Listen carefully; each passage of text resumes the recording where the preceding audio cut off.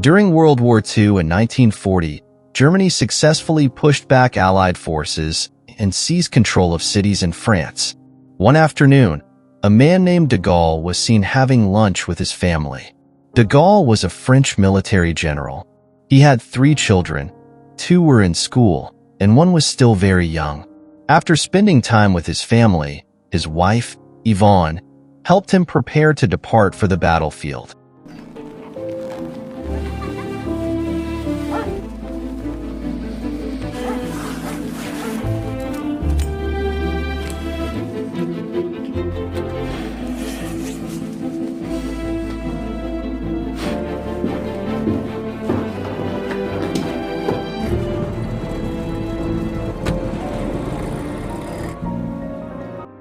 While stationed in the barracks, de Gaulle contacted Central Command to request reinforcements, but the headquarters refused and instead ordered him to retreat.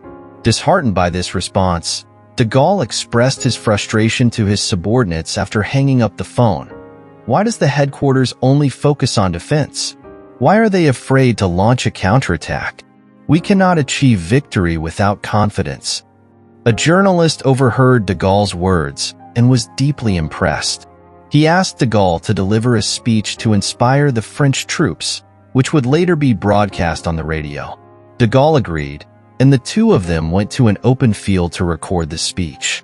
Meanwhile, back at home, de Gaulle's wife, Yvonne, was reading a letter sent by her husband. In the letter, de Gaulle described the current state of the war. Since German forces had successfully taken over cities in the eastern region, he suggested that Yvonne and the children temporarily evacuate to their grandmother's house in the countryside. Reading the letter, Yvonne, as a devoted wife, could only pray for her husband's safety. A week passed. On June 6th, de Gaulle was summoned to Paris to meet with the Prime Minister. During the meeting, the Prime Minister praised de Gaulle's radio speech, which had significantly boosted the morale of French troops and enabled them to withstand German assaults. Due to this success, the Prime Minister appointed de Gaulle as the Deputy Minister of Foreign Affairs and immediately invited him to join a meeting. During the meeting, the Prime Minister, de Gaulle, and the Minister of Internal Affairs decided to continue resisting German forces. Even under pressure, we must keep fighting against Germany, they declared. De Gaulle urged the leaders to send reinforcements to the battlefield to launch a counteroffensive instead of just defending. Unfortunately, the Minister of Defense, Pétain, objected. "It's pointless," said Pétain. "The German forces are now very close to Paris. If Germany captures Paris, France will be finished. Before that happens, it's better for the French government to surrender peacefully and agree to join Germany. Besides, this war has gone on for too long, and too many lives have already been lost. If France is destined to lose, what's the point of adding more casualties?" Seeing many leaders supporting Pétain's suggestion, de Gaulle was deeply disappointed. After the meeting, the Prime Minister ordered de Gaulle to travel to London to negotiate with Britain for assistance to France. Before leaving, de Gaulle stopped by his children's school to see them. He informed them that Paris was no longer safe and that their mother had already evacuated to their grandmother's house.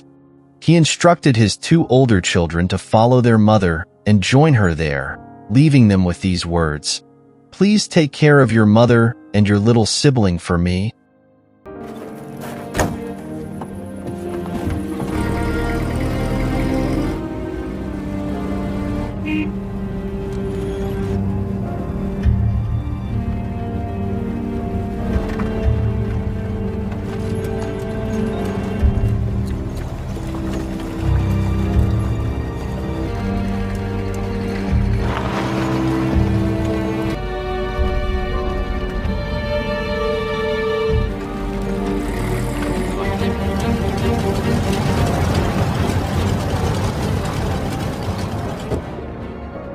Upon arriving in London, de Gaulle met with the British Prime Minister, Churchill, to negotiate for assistance in fighting Germany before they could attack Paris. However, Churchill refused. "Not even France," Churchill said, "can be helped now. Britain itself is in chaos. If Germany attacks, Britain is likely to fall. Especially after the massive loss at Dunkirk, we've lost a significant amount of equipment and weaponry. For now, we can't help other countries because our own is in danger. Hearing Churchill's response, de Gaulle was disappointed. Upon returning to Paris, he was shocked to see the government buildings in complete disarray.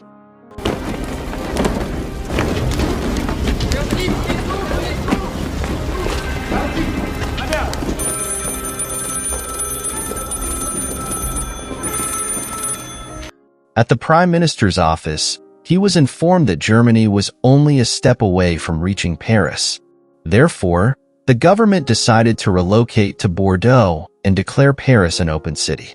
This would prevent the destruction of Paris and minimize casualties. De Gaulle protested, "Why surrender Paris without a fight? This is the same as giving up." But the Prime Minister was resolute. For now, this is the best course of action. A few days later, Paris truly fell into German hands. In Bordeaux, all senior officials convened for a meeting. Watching footage of Paris now under German occupation, Pétain and other ministers once again suggested surrendering. France is cornered and utterly defeated. It would be better for us to accept Hitler's vision and join the new Europe he aims to create. Seeing the loss of dignity among the leaders, de Gaulle left the meeting. Later, as de Gaulle discussed with the Minister of Internal Affairs, his assistant informed him that the Prime Minister had assigned him to return to England to negotiate with Churchill again. Knowing the Prime Minister still refused to surrender and continued to fight, de Gaulle felt a sense of relief. On his way, de Gaulle stopped by his family's refuge at his grandmother's house. Yvonne immediately ran to embrace him upon seeing him. After spending time with his children, de Gaulle took a walk along the seashore with Yvonne, sharing his frustrations about the state of France and feeling that all his efforts were in vain. Yvonne encouraged him, reminding him of the great figures from history he often spoke about, Alexander, Caesar, and Napoleon, who never gave up even in the face of tremendous challenges. Her words rekindled de Gaulle's resolve. Before leaving, de Gaulle promised to do his best for the safety of the French people and their nation. Upon reaching London, he and the French delegation met with Churchill to discuss cooperation between the two nations. The British Foreign Minister proposed, "How about France and Britain merging into a single country just for the duration of the war?" However, the Home Secretary objected. "If we merge, France will only become a burden and drag Britain down with it." Amid the debate, Churchill decisively declared, "France and Britain are like brothers. Even if we do not merge, if France falls, Britain will inevitably follow." Churchill changed his mind and decided to assist France. Hearing this, de Gaulle was overjoyed.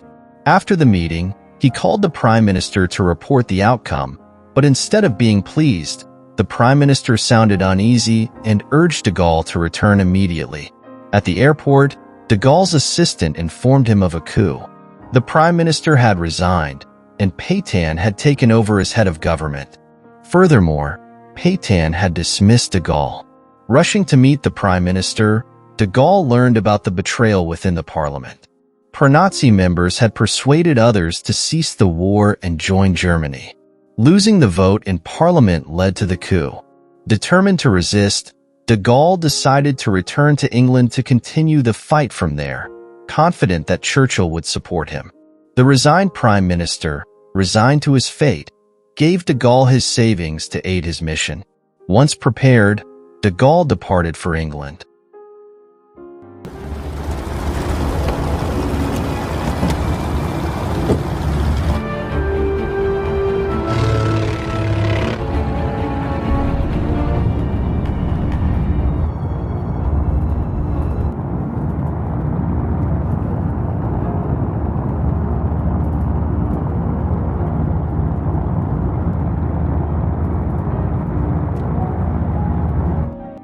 In London, de Gaulle visited the French embassy and asked the staff to gather support from French citizens in England, proving that many were still willing to fight.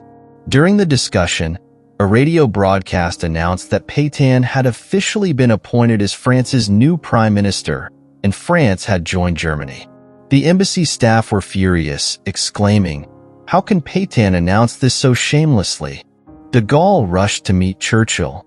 "Please let me broadcast a speech to urge the French people not to surrender. If we unite with Britain, we still have hope," he pleaded. Churchill agreed but warned, "If you do this, you'll be labeled a traitor to your country." De Gaulle was undeterred.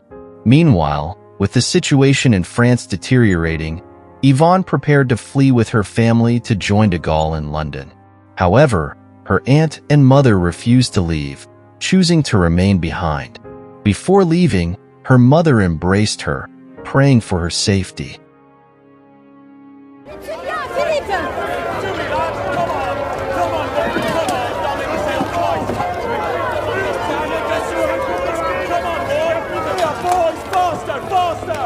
No time for tea. Come on. Burn them all, burn them all. We don't want them to have you. Écoutez-moi, il ne faut pas rester là, c'est dangereux. Il faut rentrer chez vous. Place sur aucun bateau. Trop dangereux. Veuillez pas rester là. Écoutez-moi, il ne faut pas rester là, c'est dangereux.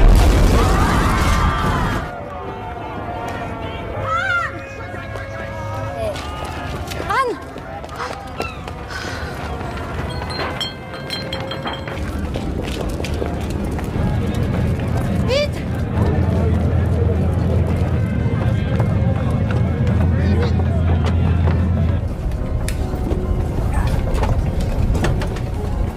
Back at his apartment, de Gaulle wasted no time writing his speech for the next day.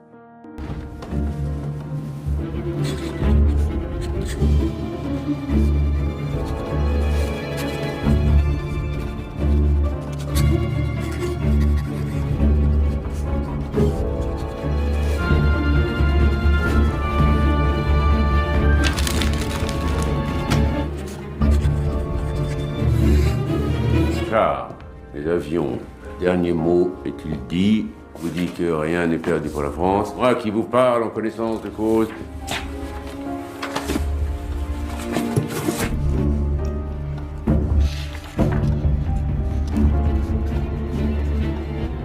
Laissez derniers de vous que rien pour la France que vous périsse de cause.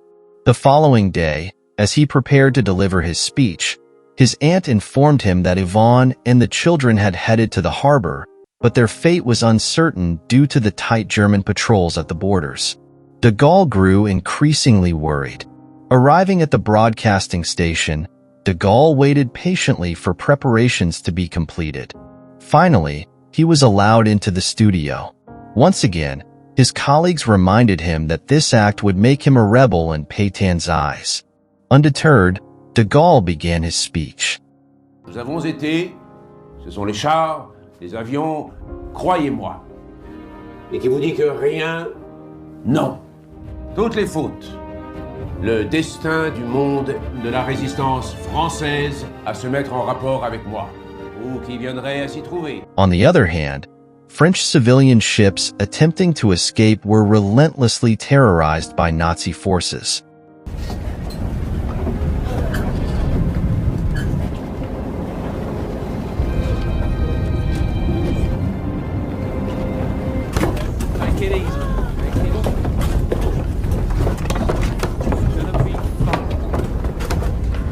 Ladies and gentlemen, do not turn on any lights. German aircraft are still present in it.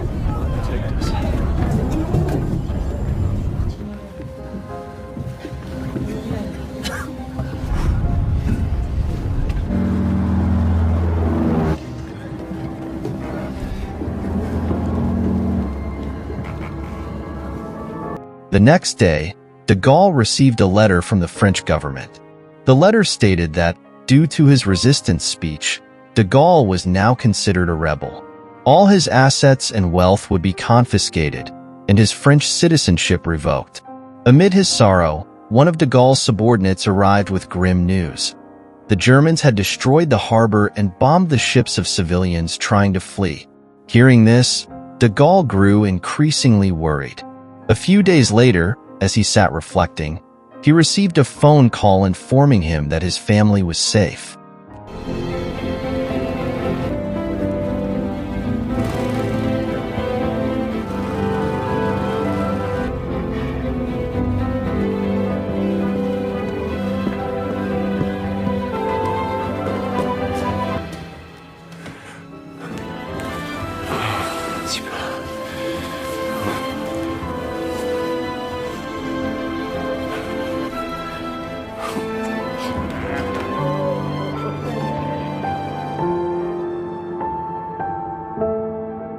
Days turned into weeks in London, England. De Gaulle continued broadcasting his resistance speeches daily to the people of France. However, he was no longer alone. His family stood by his side, supporting his fight for his country's freedom. And the film ends.